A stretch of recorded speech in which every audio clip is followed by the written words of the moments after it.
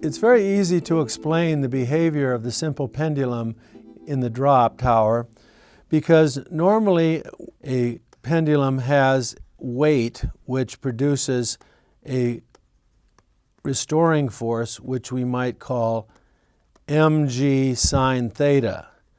And this restoring force not only changes size but direction as the pendulum swings back and forth in normal operation.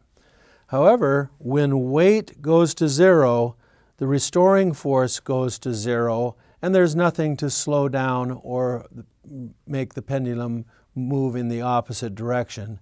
So it continues to swing in a circular arc, circling around the axle with constant velocity.